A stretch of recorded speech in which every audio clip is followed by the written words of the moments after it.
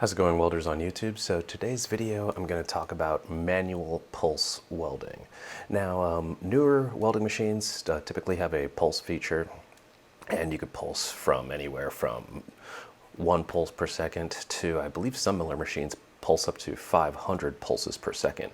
I'm going to do a pulsing video in the future to explain kind of the idea behind that and hopefully simplify it for some of you guys out there.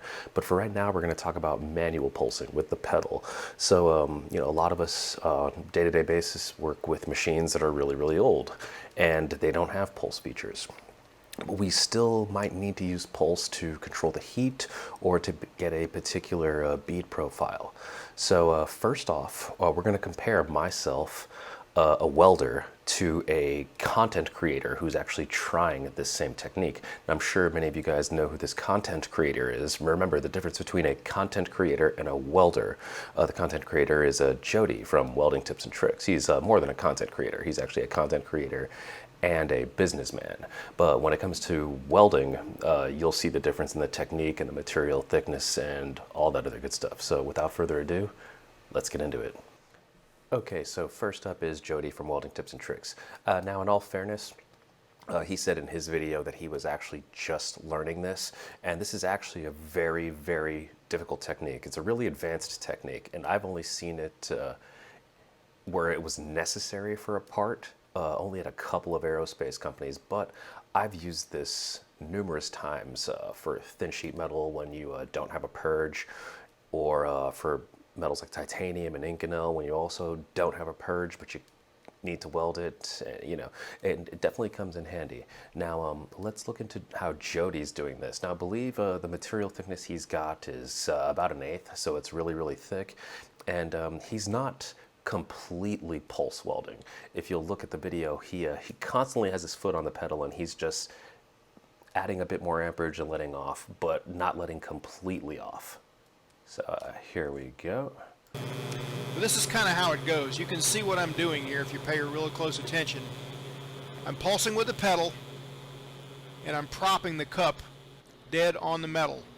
So I'm propping the cup rigid on the pipe and pausing, pulsing the pedal, and adding filler rod. Now remember what he said, he's resting the cup on the pipe. Now personally, I don't ever do that. I learned really, really good techniques from a welder at Senior Aerospace SSP. I freehand. So even when I weave, a lot of guys walk the cup, and in many applications and in many weld tests, you're not allowed to do that at all. So I never really learned how to walk the cup, but I can actually do that. Most welders can do that themselves by just freehanding it. And a lot of the times, yeah, you can't rest your cup on a joint like that, and you can't choose your cup size at a lot of jobs. You only have one cup for all applications. And it looks something like this.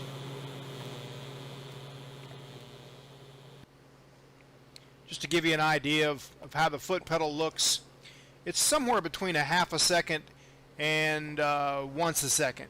Not as fast as 1 second, but a little bit more than half. And as you notice, the rhythm with his foot actually going a bit slow, given the size of the material, and he could be going a lot faster, but like I said, or like he said in this video, he's just learning. A pulse per second, I suppose. Just all depends on how comfortable you are and how you get hung up. But that is the benefit of pulsing manually, is you can, not pulse the pedal until you're ready, until you're in position to feed the filler wire. So here I've got just a little gap, so I'm not quite hitting it full pedal.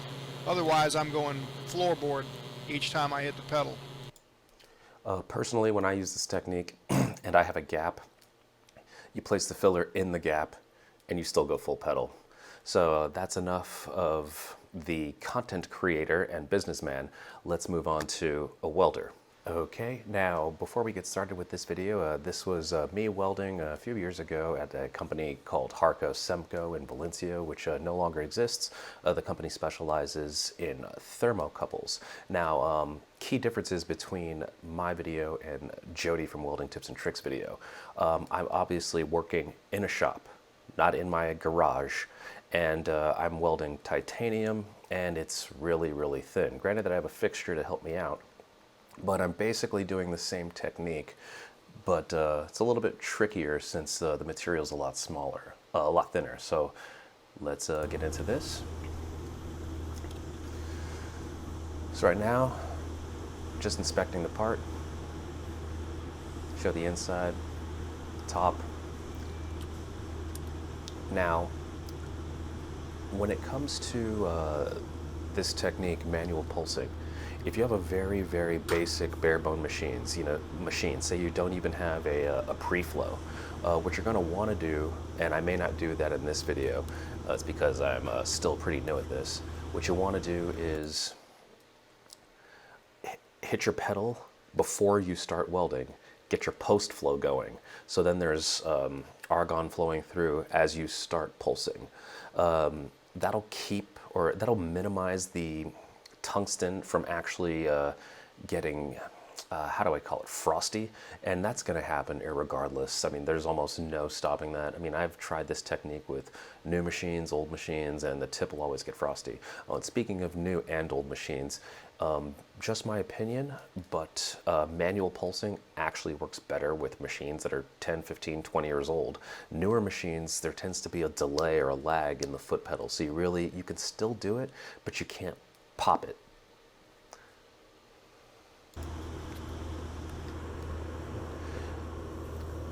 And right now, just tacking this thing together. Now, it's obviously already tacked, and you may be asking yourself, does it really need this many tacks? Yes, it does. I learned that the hard way. And speaking of the hard way, this part was, lot of people lost their jobs because of this part. I messed up, I think maybe 10 out of the 1,000 or so that I did, and I almost lost my job because of that. And if you notice, I am freehanding everything. My cup isn't resting on the piece as a crutch, to help me out, because it's a small piece and it would slow me down if I'm resting my cup. And I'm going to turn up the volume a little bit. See, I don't have a picture of my foot.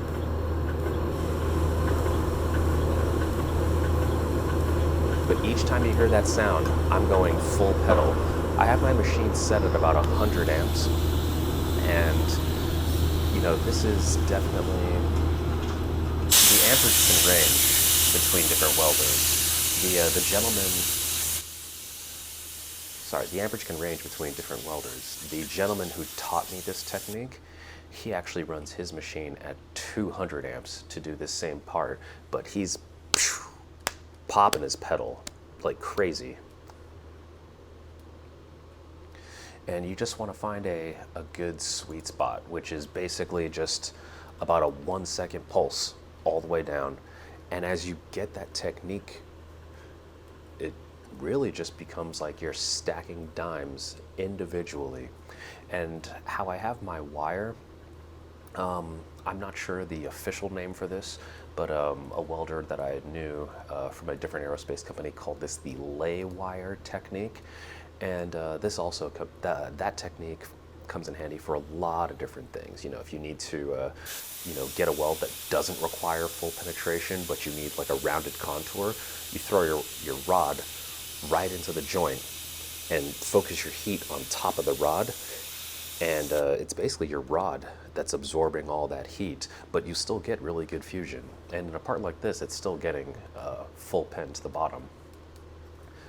Now, there might be a few of you out there thinking, can this just be welded? I could just, I'm really good at welding low amperages. No, it can't. The average Miller welding machine, I'm not sure if many of you are aware of this, it has a arc start of about 10 amps. And yeah, that I've tried it, trust me, it'll just melt the part. And you can see too, as I got near the screw, walking the cup or resting the cup doesn't work with stuff like this. Freehand all the way, and it's better that you actually learn how to freehand than walk, in my opinion. It's much, much more difficult to learn, but it's much more versatile in the long run.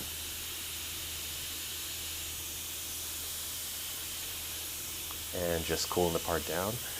And as you can tell, there's very little discoloration in the titanium, pretty much silver. There might be a little bit of a straw once we look a little bit closer, but no discoloration. Boom, top looks good. And yeah, you see that little bit of straw, or kind of like a little bit of heat affected zone on it, but aside from that, that was a good part. So just remember, when you are pulse welding, practice with thin materials. Your fit up has to be spot on. If there is a gap, you can throw your rod in that gap depending on how big it is. And the key to this technique is getting your tungsten as close as you possibly can to the material and popping that pedal fast. I mean, really fast.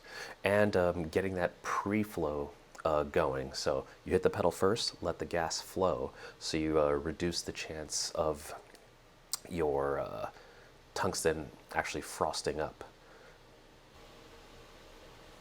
Alright, so that concludes the video on manual pulse welding. This is definitely a technique that takes a lot of practice. But as you can see, I was welding a very, very small titanium part that most people would typically think would, take an argon chamber and a massive cup, but I think I had a size 8 cup and there was no argon chamber, but I definitely did have a copper fixture, which helped mitigate the whole heat thing.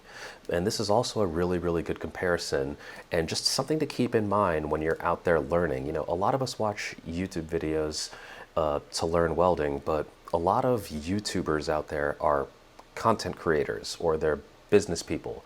They don't actually work in the field like you or me. So just always take that into consideration when you're taking advice from, another person who has a huge YouTube following. In the end, their information or their advice might be useful, but you're not going to get the same info or the same tips from a person who actually does it for a living.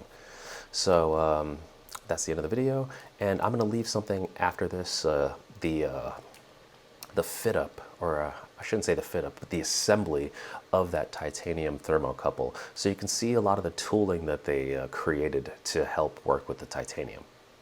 Thanks for watching. Peace.